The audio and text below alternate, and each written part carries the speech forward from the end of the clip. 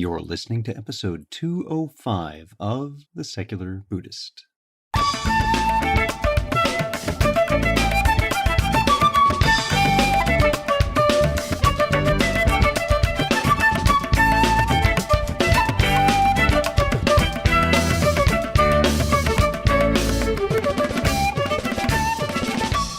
Welcome to The Secular Buddhist. I'm Ted Meissner. The Secular Buddhist is the official podcast of the Secular Buddhist Association, a grassroots-driven effort to answer the needs of secular teaching and practice for contemporary society. The podcast has interviews and roundtable discussions pertaining to engaged Buddhist training and practice, and the SBA website has show notes for each episode along with resource materials. Though the podcast focuses on core practice from a secular viewpoint, more traditional teachings are welcome and openly discussed. Researcher and practitioner Katherine MacLean joins us in her first Unplugged episode.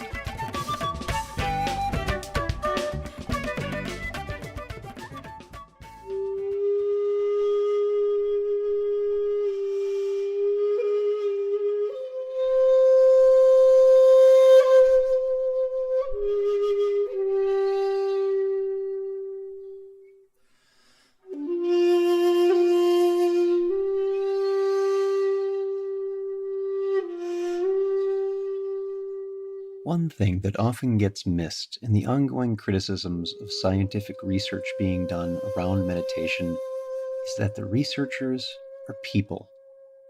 They are dedicated professionals and passionate practitioners who nonetheless manage to maintain a boundary between their personal care for this transformative practice and their integrity as scientists. But that doesn't mean our fellow meditators aren't personally impacted, touched, and changed by what we have in common, our shared human experience.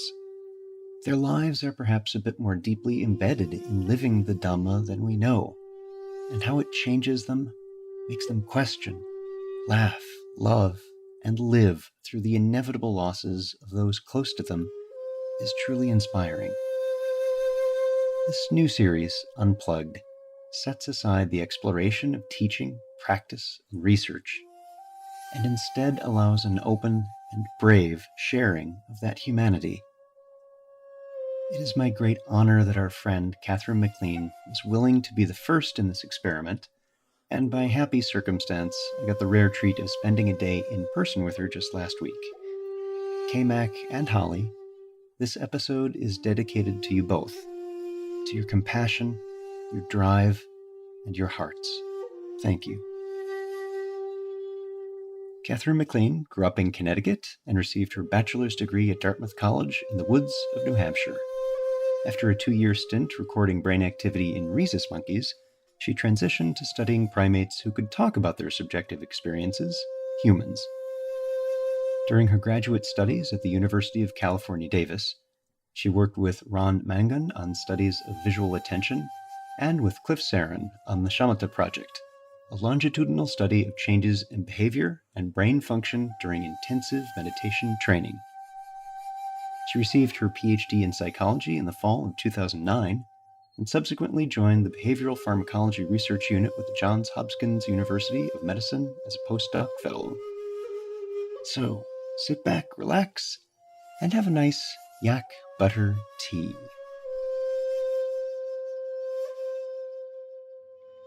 And our returning guest today is our friend Katherine MacLean. Katherine, thanks for coming back. It's great to speak with you, Ted. I just saw you about a month ago, and it feels a little bit more than a month ago. It feels like a few lifetimes have passed. Yeah, you've been living very, very fast in the past 9 months. And I got to say, I'm going to miss seeing you at Buddhist Geeks. I understand you're going to be one of the speakers there this year.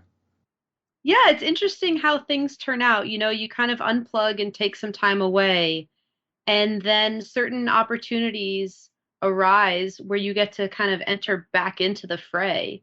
And Buddhist Geeks seems to be a great opportunity to do that. And it seems like they're very supportive of on the edge, kind of more radical practice approaches to Buddhism and science, which I don't know, makes it a lot more exciting for me to say yes.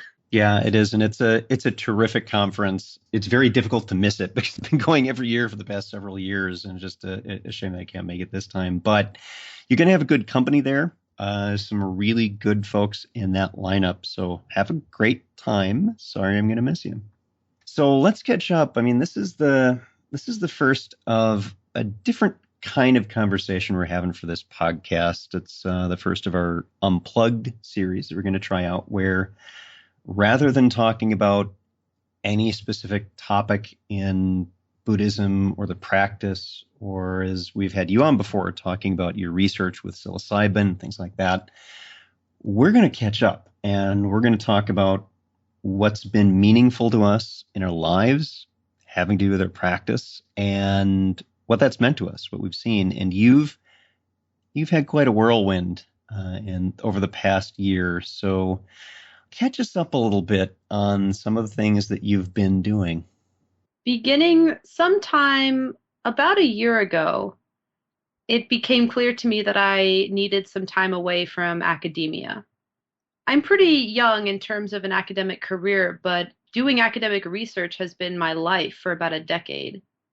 So it's interesting when you study something like meditation and consciousness, and at some point, the thing that you're studying starts to kind of study you, and you feel the observation point kind of turning. And for me, that turning started in about 2012. It appeared to be out of nowhere, but as I look back, I can kind of see more of where the kind of building blocks came from. And then I experienced a tragic personal event. My younger sister died of cancer in early 2013. And her death kind of shocked me into realizing that maybe my life was going in a different direction. And the direction had already begun, but I just kind of wasn't on board yet. And so, in a way of honoring her and honoring my experience with her as she died, I decided to take a year away from my academic position at Johns Hopkins. And that year, let me tell you, if you want to take a year away from your job, it's like you've just gained 10 years of life experience, which, as we all know, in any given 10 years of life, you're going to experience some great stuff and you're going to experience some really nasty stuff. So it's a way of kind of extending time for those of us who've been on the work hamster wheel for a long while. So, yeah, there are all sorts of things that I could delve into. I've traveled to Nepal on a Buddhist medical service mission. We went way up in the mountains. I spent a lot of time at home in Connecticut during a very dark winter, doing a whole lot of nothing and a lot of sitting. I traveled to England and Scotland. I traveled to Africa to help sit with people at a Burning Man type festival, mostly folks who had taken way too much of way too many substances. And then for the last month, I've been doing a whole lot of swimming and yoga and just kind of soaking up the sun, which feels like a summer from when I was maybe like 14 years old. And it's just wonderful. And it's like the meditation practice has been through all of it. It's really quite amazing. So, yeah, we can dive in any of those points. They're all kind of fascinating points of introspection, but They are. Let's talk some about Nepal, and in particular, because you and I have kept up to date with each other during this time that you've just summarized for us. Talk about your Nepal trip and your heart and how that all played out as you had that experience. yeah. I'll begin with another famous person's account of Nepal, in case anyone listening has heard of it or read it. Peter Matheson, who just died recently, he wrote Snow Leopard, recounting his experience in Nepal shortly after his wife died of cancer. And there were so many similarities that I began to wonder if there's this kind of Nepal experience that many Westerners have. And what seemed to me to be this personal quest took on a very kind of shared humanistic quest of people who've experienced some kind of loss or tragedy and go to this other place that's almost like another planet to look for something or to find something that they feel will correct the loss. And in doing so, discover all sorts of new things that they didn't even know they were missing. So I can say that I didn't really choose Nepal. Nepal kind of chose me. And the opportunity presented itself a few months after my sister died. I reached out to Roshi Joan Halifax from Upaya. I had done a retreat with her in the previous December. And of course, she said, you should come to Nepal. And after my sister died and I decided to take a year off, I said, oh, Nepal. And I contacted her, and it all just kind of fit together. So I kind of went not knowing what to expect. She'd been doing these trips for a long, long time. Lots of people I knew and respected had gone with her. And I kind of knew that I was going to somehow heal or deal with my sister's death and to mark the beginning of this time away from academia. But once I got there, it was just this amazing unfolding and kind of revealing of all of these layers of my mind and my heart. And I'm sure other people have gone through it, but it felt so personal. And I don't think there's anything other than perhaps a high dose psychedelic experience that is like what I went through in Nepal. And yet, the nice thing about Nepal is you're clear minded and sober for most of it. So it just has a different quality.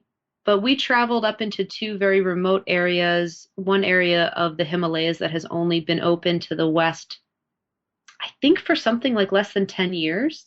So it's really kind of like going back in time and just exquisite beauty, walking for, 6 to 10 hours a day. We each carried a good amount of our stuff on our own backs, but then we had donkeys and fellow Nepali friends and staff who helped lug all sorts of stuff way up into the mountains for us. And we did these medical service camps where the doctors and nurses on the team who traveled with us would provide medical care for people who don't have any access to any medical care. And we did a few of those camps. So it's this really interesting mix of a personal quest for people and this pilgrimage and kind of intense, physical activity up in the mountains and actually providing a service. And as we kind of turned around, so we went up this one valley, and at the turning point of that valley, it had been raining and cloudy and lots of fog. And we believed our guides that there were mountains around us, but we couldn't really see them. And at this turning point, close to the Tibetan border, we came upon this monastery. And my impression of the monastery was that it was really kind of like old guys just living there. And I had no connection with the monastery, although it was very powerful for other people on the trip. But then just above that was a nunnery. And so we hiked another, few hundred feet up this kind of steep path. And at this point, we're probably around 13,500 feet. And the nuns were just awesome. And I was like, oh, this is where I'm gonna release my sister's ashes. And there were a few other people on the trip who were carrying ashes. One friend of mine was carrying ashes of his father. Another person on the trip was carrying ashes of a friend who had actually tragically killed himself because of really serious chronic pain. And it was the three of us with such different life paths and different ashes that we were carrying. And we all kind of released them in this amazing kind of motherly, sisterly space with these nuns kind of, hanging out kind of in the background, not getting as much attention as the monastery. And it was such a perfect release and honoring of, I mean, I can speak personally of my sister. And I feel like it was too for the other men who released ashes into this flowing mountain stream. So that was kind of one part of the trip. And that was the pilgrimage for me and carrying my sister with me.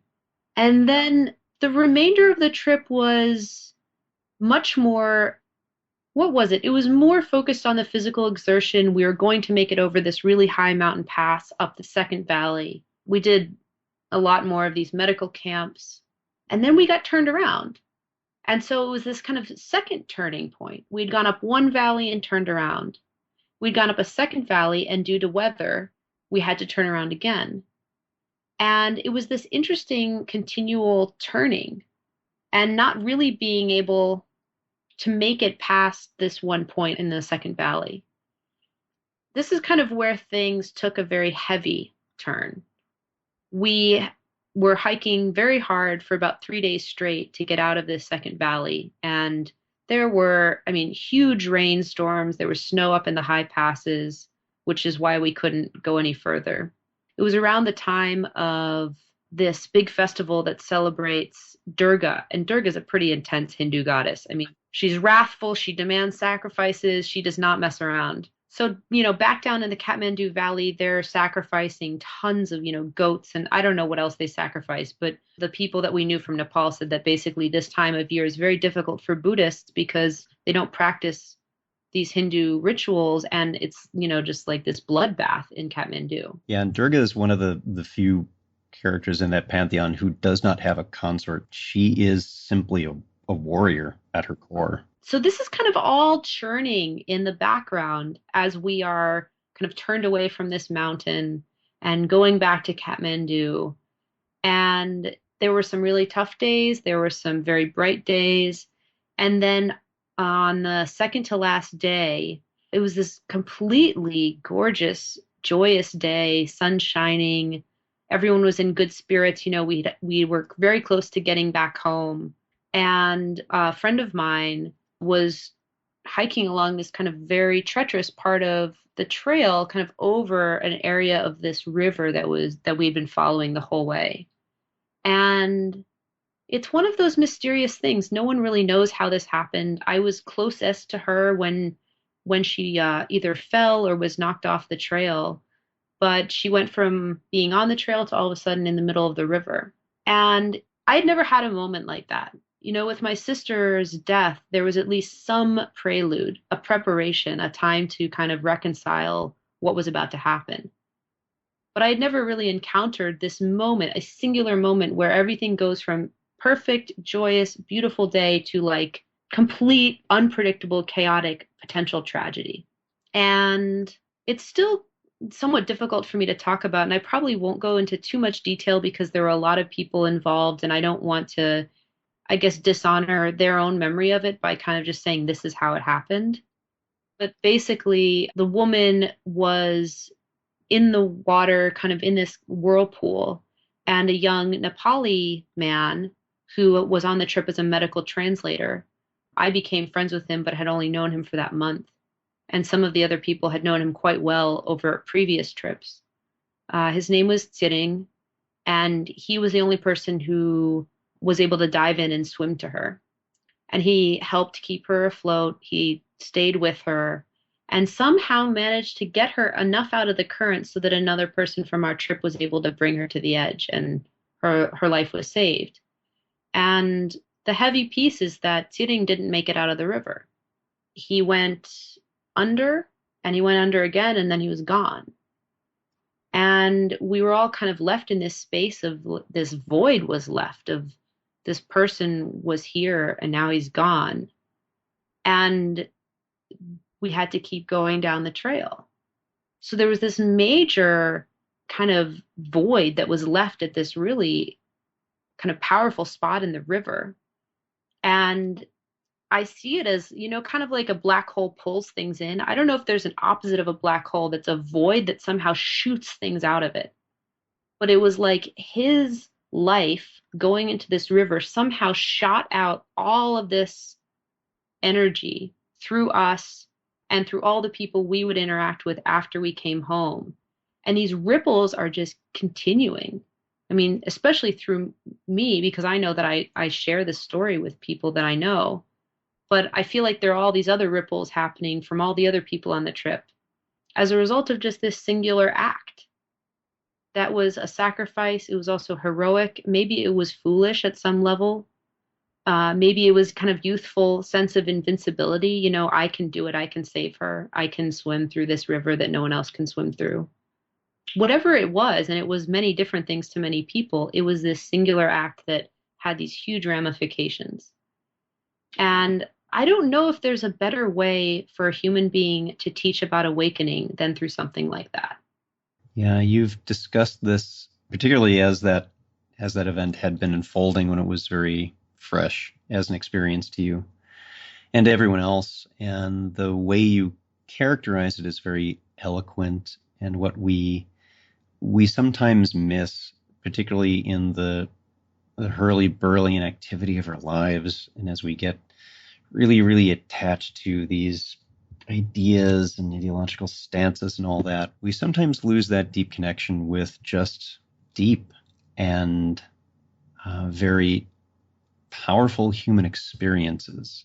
And it doesn't have to be a magical event. It doesn't need to be a tremendous scientific discovery. It can be something that is simply pointing very clearly to our lives, and that moves us, and it keeps moving us. Yeah. There's a sense this term ineffability that people often who've had a really big psychedelic experience or an experience on meditation retreat or sometimes a vision quest alone in the wilderness, when there's this sense of knowing, but also an inability to put words to it and describe it to someone who hasn't been there. And I feel like Sitting's death in this spot in was actually quite, I felt like it was a very sacred spot in the river. It was a spot that I felt like I had been to before, not just the first time we had gone into the valley, but I had seen this place before, whether it was in dreams or visions, or it was just a sense of place. Like, oh, this is a place on earth that is important. There's something ineffable about this mysterious way that he died, and it's not even, we're not even able to share it among the people who were there. It was ineffable for each of us. And then there were people on the trip who were not at the site when it happened. And so then it's this level of ineffability where they are connected to us, but they weren't there to witness it. So then they're kind of all getting this secondhand version from all the different people who saw it. And most of us really are just kind of at a loss for how to describe what happened. Like, yeah, we know what happened, but what happened? Like, what was that? Yeah, and completely different from, as you said, and this is one of those very insightful things to take away from this is even for everyone there, we are so very unique in our own perspectives, and not just a matter of which direction we're facing in or in a Groundhog Day kind of way, but in just a very basic, the totality of who we are in every moment is so different that that's going to mean that same event is going to mean something so very different to each person. And maybe in that sense, I said something about that Titting's act being the greatest method of teaching. And I don't mean death per se, but this kind of this singular act that has this really powerful effect on a lot of different people. You know, sometimes it's a world event. I mean, I wasn't alive when this happened, but I imagine, you know, when the first nuclear bomb was dropped. It's these singular events that have these ripples across space and time and through all of these different people's lives and through many generations. And all of a sudden everyone's kind of connected to this thing that they can't understand, and it's a mystery and it's horrific and it leaves you kind of wondering what happened, but it somehow ties everyone together. So in a way, it's the opposite of being on a retreat with a bunch of people where everyone kind of has, yeah, they have their own experiences, but everyone feels like this sense of we've all gone through this same thing together. Instead, it's like, well, we all kind of went through the same thing, but it wasn't the same, and we all have all of our different versions of it. My friend Holly Haynes, who was on the trip, she's a chaplain, and she ended up kind of chaplaining our group after we returned home and really took care in walking with many of us through all of our different paths of homecoming.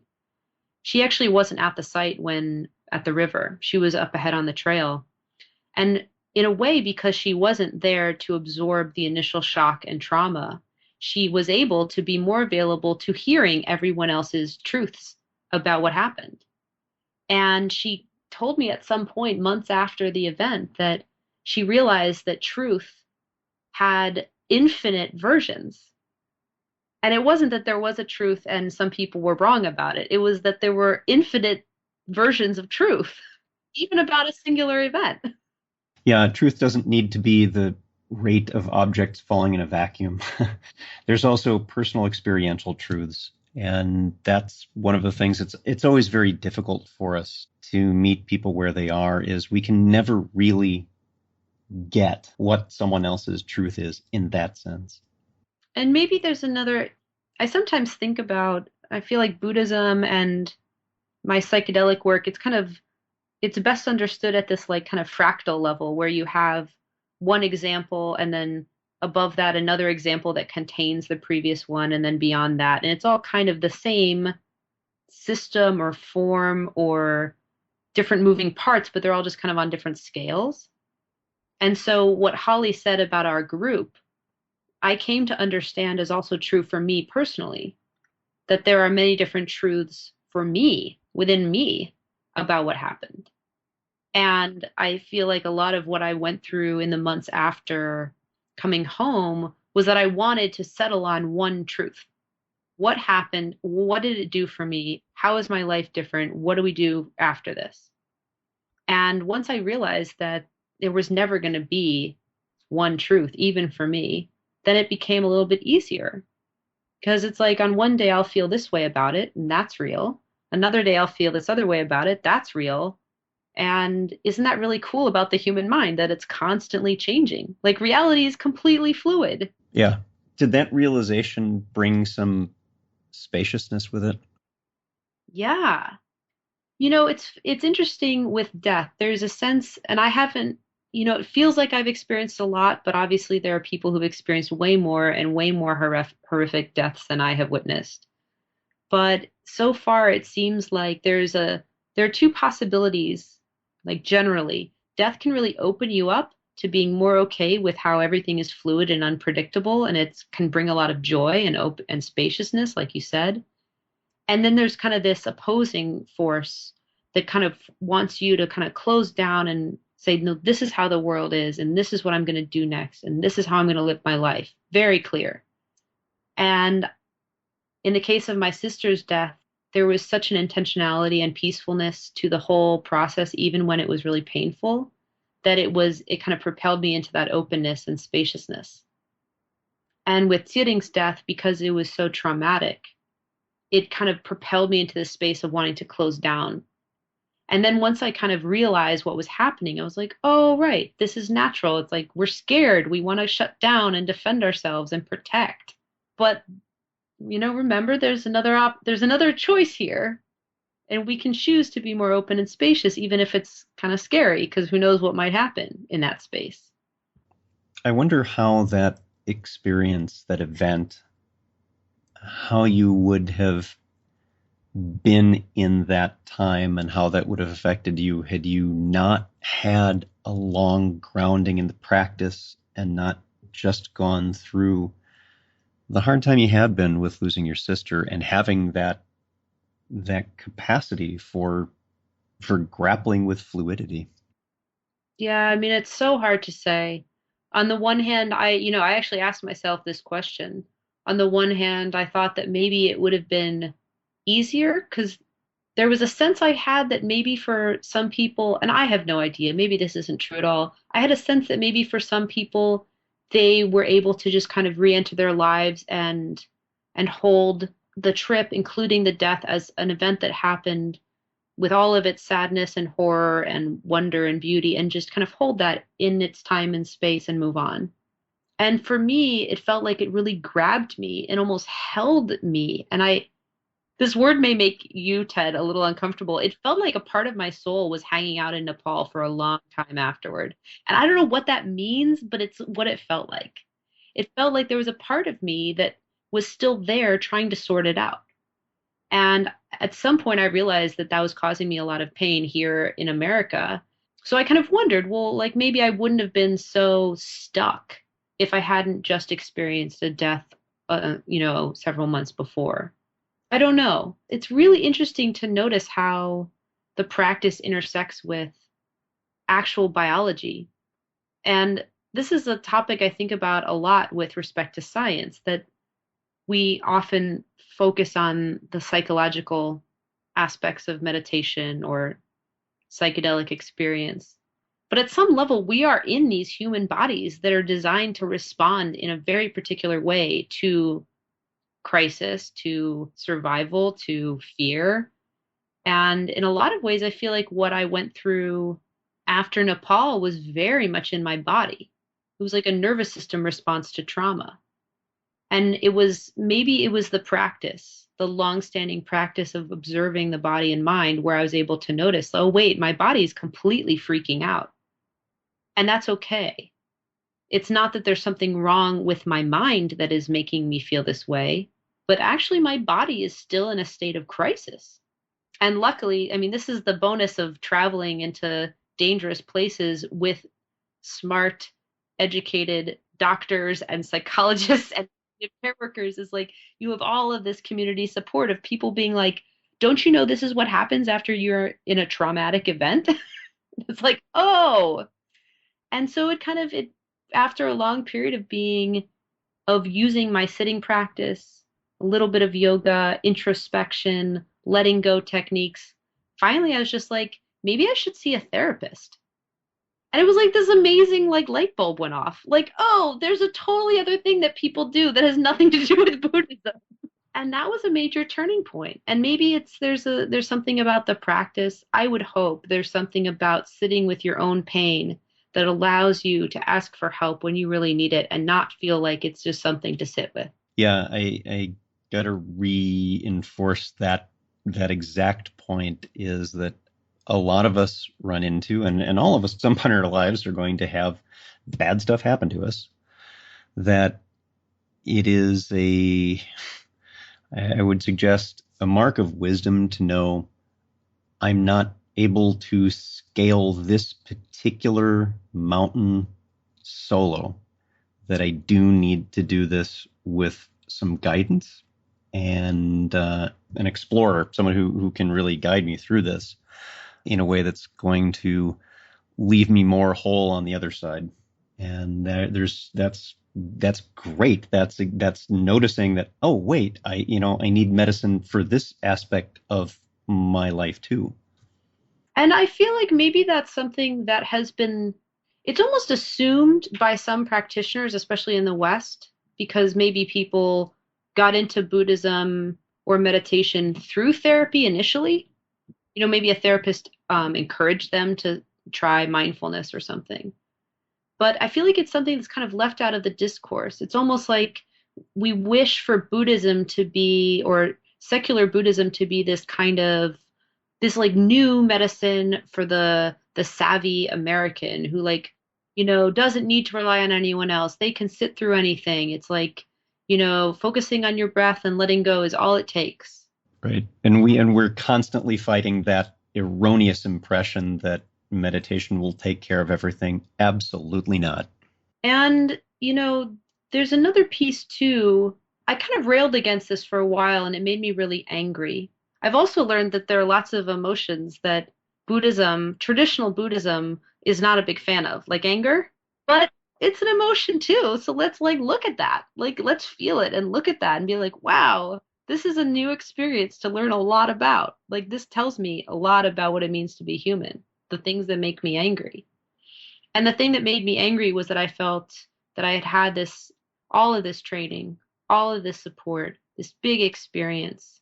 And then I still didn't have the tools, or I felt like I was unable to really cope with the magnitude of what I had just gone through. So there was a sense of being kind of abandoned.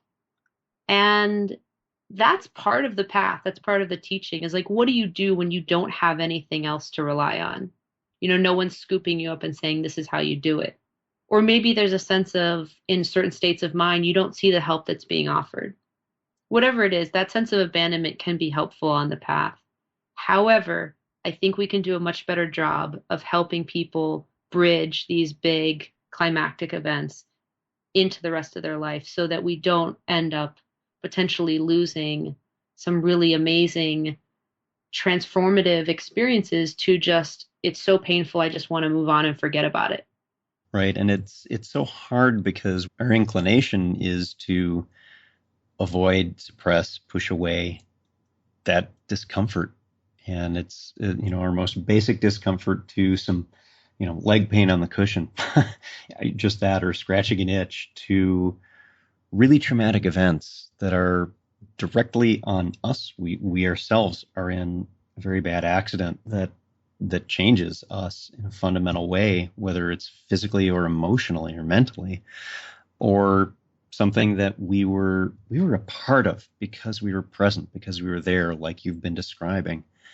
These still are part of the full portfolio of our lives and experiences. And there is value to exploring what those are and what happens and feeling them. And yet that can be challenging waters to navigate, to do so in a way that's going to contribute to what you learn and how you grow from it. And it's interesting in the psychedelic community, we almost, because the drugs themselves have inherent risks, not really physical, but could be physical, but mostly psychological risks.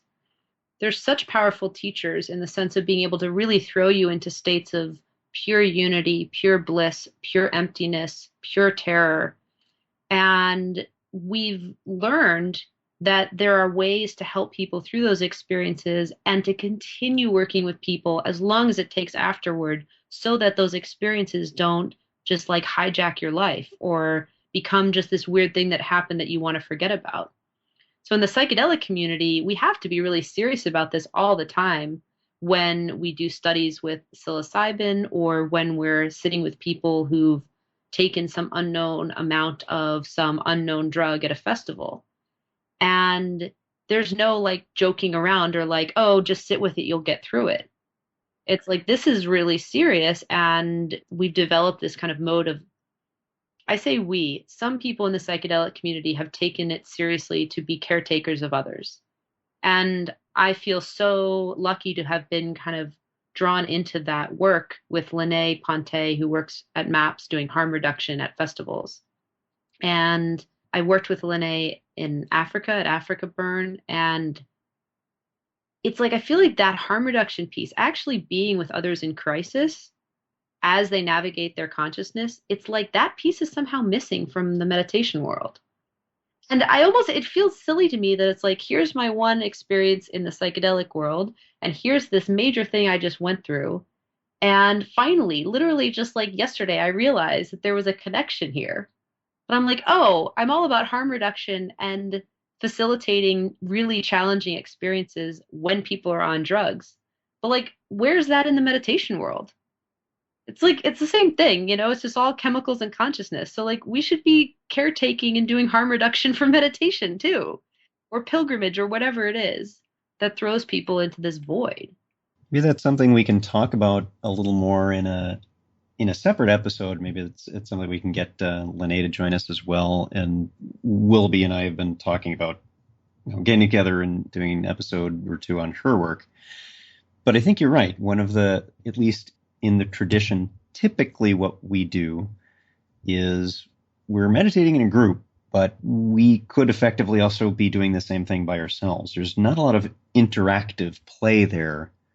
Your eyes are closed, you're facing the wall, or the back of the person in front of you, depending on how it's set up. And as difficult circumstances come up, of course you want to respect and honor what that person is going through without interfering. And yet, this concept of harm reduction, what do we do there? How do we gracefully handle that? I think that you're right. That's something that we may have as a gap in our current setup. And I think that may be part of why we see, as Wilby has said, as people have difficult experiences in a lot of retreats. And those of us who've been on retreats over the years, we do see this happen where folks have a hard time. Their only choice is leaving. And we don't have the resources there to work with them on it. I feel like at some point in the past, I mean, all of this is like a seedling idea. It really just kind of surfaced for me. There used to be something called the Spiritual Emergency Network. It was like kind of a collective group of therapists who were willing to be on call and work with people who'd had a really challenging existential crisis, whether it was on psychedelics or from meditation or just kind of out of the blue. And I was like, oh, that would be really cool if it was kind of like an act of service or like volunteer based. And, we have plenty of retreat centers, we have plenty of teachers, we have tons of books, but it's like there are a lot of us who don't have great ways to give back or to be in community and taking care of each other in the meditation community. And it would be like, I just think it would be great to, yeah, work through the stuff that's like not so exciting, but it's the day to day. Like, how do you make the bridge from a retreat to your daily life? How do you make a bridge from Nepal to America? Like, that's the really interesting and important work. Right. That's not the charismatic seller of the book. And that's perhaps one reason why it doesn't quite get the press that it needs to is, there are still transitions here. And transitions are where some of the most interesting development and growth occurs. All right, well, we're gonna tackle this one with Willoughby and Lene, and we're gonna figure it out, You Ted. got it. Perfect timing. Right? More to come on all this stuff. So let's talk a little bit more. Let's segue back to more of your journey. So you came back, and this whole past year for you, what I've observed has been such a time of not just transformation in one spot, but continual transformation. What were things like when you got back, and that process we were just talking about reintegrating? What was that like? I mean, the simplest way to put it is there was a period of time where all I wanted to do was be back in Nepal. That was confusing. And then there was a period of time where I knew I was where I needed to be, but that place was horrible, mentally, physically. I sat a lot. It was a really dark, cold winter. I have a very patient family. I have some great friends. And, it's hard to say. Was it grief? Was it classic depression? Was it post traumatic versions of post traumatic stress? Who knows? Whatever it was a very dark place. It kind of felt. Have you seen the movie Blackfish? I haven't, but I think you just posted something about that. Yeah, so, it was almost like I was hanging out at the very bottom of the ocean for a few months.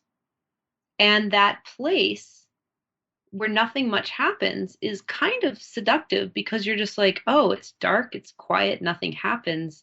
I don't have to do anything. I'm just going to hang out here. But you don't have a lot of company, and you also can't breathe. So There's that too. Yeah. it's important to recognize when you're on the bottom of the ocean. And then at some point, it's like I managed to start swimming, but it was like this, like, oh my God, do I really have to swim this far to even begin to see the light at the surface? It's like, yes. And it was like a lot of swimming through this dark, deep space. And at some point, it's like I hit the surface, but then I realized that I was being drawn back down.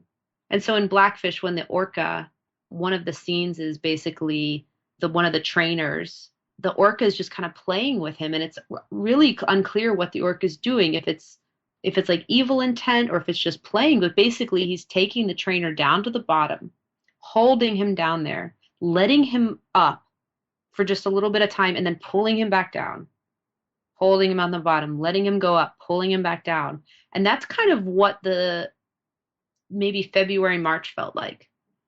It's like this like wonderful feeling of like, I can breathe again. I'm at the surface. Oh, here we go.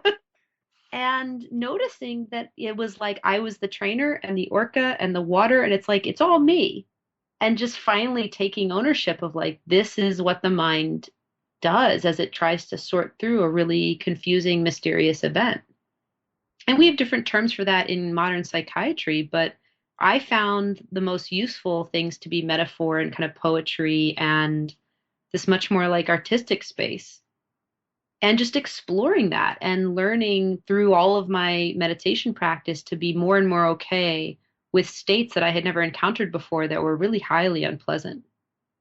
And then there was a shift that occurred. It was around springtime. I actually took my first trip over to England, and I saw one of my fellow therapist guides on the Hopkins program, who's now retired and living in Guernsey, an island off the coast of England.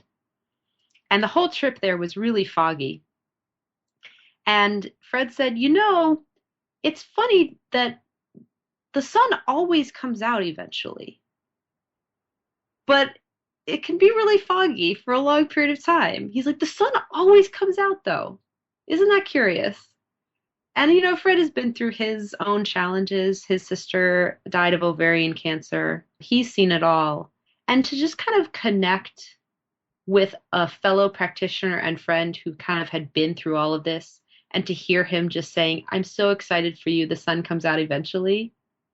It was just like something about that was kind of a kickstart. So I don't know, what did I learn from that? I learned that you can sit with pain and depression and grief. You can sit with those things for a long, long time, but sometimes you just have to make an initial action, whether that's doing something that you don't want to do, with a friend, like, oh, like, let's just go out and do this thing, or travel, or just you need kind of this kickstart. And that's okay. Even if you're kind of getting away from the pain for a bit, that kickstart can start everything going. And all of a sudden, the mind is like, oh, there's a different story here. It's not just the story of I'm sitting with pain. And that other story is kind of waiting to unfold. And so then it was just this gradual practice of noticing the more and more loosening, opening, spacious mind kind of coming back online. But it feels so long ago that it's hard to remember exactly how scary it was. But I would say the quality that was the most unpleasant about the dark space, and maybe I had never really encountered this in either Buddhism or psychedelic circles, it was a space of nihilism, a space of like, in the eons of time, nothing matters. No matter if you do good deeds or have joy or have pain or experience tragedy, it's all gone. And that was, I mean, there's a lot of wisdom there, but it's a pretty scary space to be for a while. Yeah, that's tough, and that one has its own stickiness, Hmm. and is very much one of the challenges with chronic depression, is that it removes one's drive to even move off from the bottom of the ocean, and that's just too long a swim, and you just don't have the energy, and that's that space of, yeah, it doesn't matter. And that's really hard to get out of. That's a very big struggle. I mean, why is this important? I think, sharing experiences like this, especially from the perspective of someone who's had a lot of practice and seen lots of people go through psychedelic experiences. I've been traveling all over the world. I've had a lot of joy and happiness in my life. I feel like it's important for other people to hear someone like me share this kind of story, because it's like none of us are really immune. No, there's only so much you can prepare. And at some point, life happens, and you might just get completely blindsided and find yourself in a space where you're like, how did I end up here?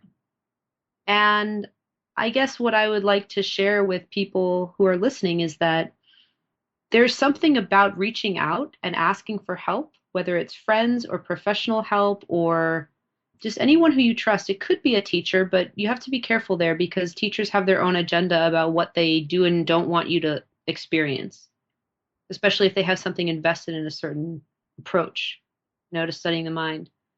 It's really helpful to reach out and not just sit on your cushion and just kind of wait for something to change. Yeah, the cushion can be a launching pad or not. All of our practice is not on the cushion. It's in life. It's what we take off the cushion.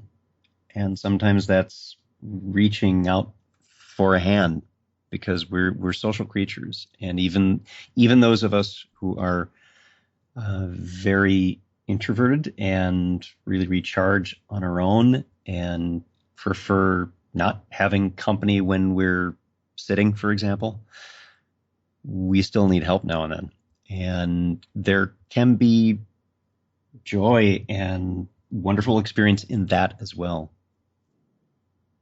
Well, our guest today has been Katherine MacLean on the first of our Unplugged series, which we'll have now and then, where we just talk about what's going on. And Katherine, thanks so much for being here. Appreciate this. And we'll be talking again, because we got to save the world, remember? We do have to save the world, and it's much easier to save the world not from the bottom of the ocean. It's much easier when you're breathing air on the surface, ideally on land.